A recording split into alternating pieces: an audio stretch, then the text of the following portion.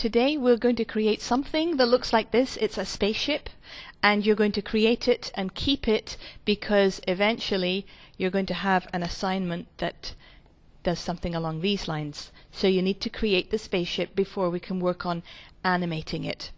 I'll put this away. Back I go. Now, you can either choose to trace my image if you're none too artistic like me, or you can choose to design your own spaceship and just use your knowledge of flash drawing and color fill techniques and so on and so forth that we've learned so far. If you do choose to do your own thing, it's helpful to dedicate a layer to each of the objects. Now here's some student work. You can see they've mainly kept the shape of the tracer image that I'm going to give you, and they've gone to town with creating their alien and colors. And that's mainly what they do. But if you want to draw your own one, feel free. So we are going to create a new Flash document. I'm going to fit in Windows so that I can see it all. And then I'm going to import to library. I'm going to pull in alien2light.gif. And I'm going to drag it onto my stage. I can't do anything with it right now. I have to convert it to a symbol, which is F8, convert to symbol, and I'm going to call this Spaceship. I'm making it a movie clip because I like to give the opportunity of animating everything. Okay, now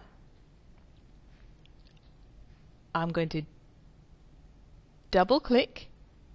I'm in my spaceship tracer, okay, and then I'm going to rename this Alien Tracer or something along those lines, and then I'm going to have another one that's called Spaceship, and then I'm going to have a third and final one for my alien being. Oops, I misspelt that. There. Alright. I'm going to lock alien and tracer. Okay. And then what I'm going to do is I'm going to get the oval tool. I'm going to have a black outline, any color you like. Quite frankly, it's yours. And I'm going to have no fill at the moment. Don't want the fill. And then what I do is I get the oval tool, and then is that my oval tool? It looks like a pencil. Oh, yes I would.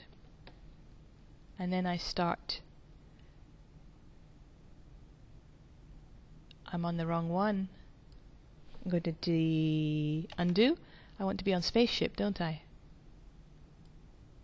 So what I do is I draw roughly a circle, and then I'm going to use my selection tool to move it into place. So when I've got that black cursor, I can start moving around and pull this down. And now obviously I'm going to have to hold the control key to add separate points, and that is quite crucial, otherwise you'll only have the amount of lines that there are. So what I do is I hold the control key and I kind of drag up a bit.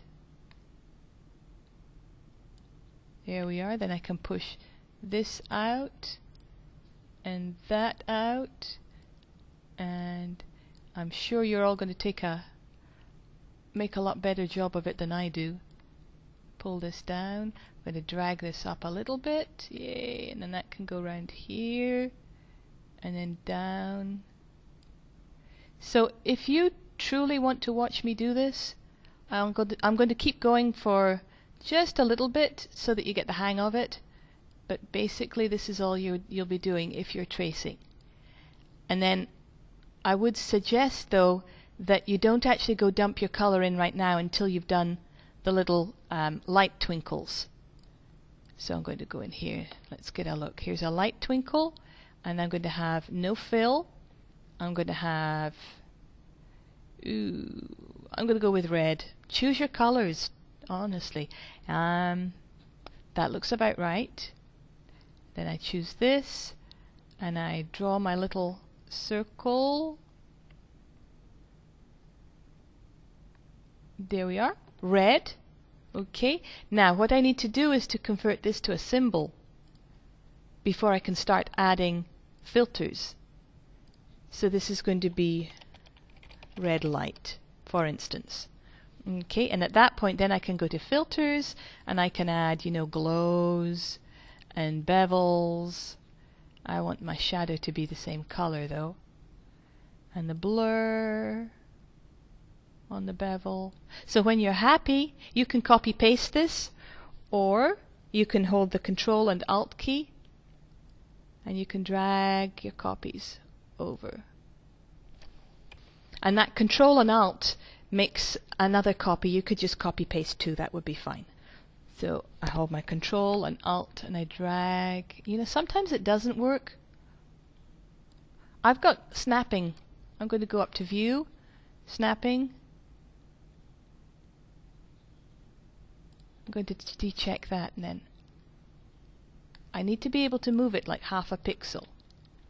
Yeah, I'm using the arrow key. Maybe that makes life easier. Drag over, let go, and then use the arrow key to nudge into place. And you might want to transform these so they're not all the same size either. Drag over, nudge into place, and then there's the transform key. Make some of them different sizes. Okay. And then I think I'll pretty much leave it at that. I'm going to fit in the window.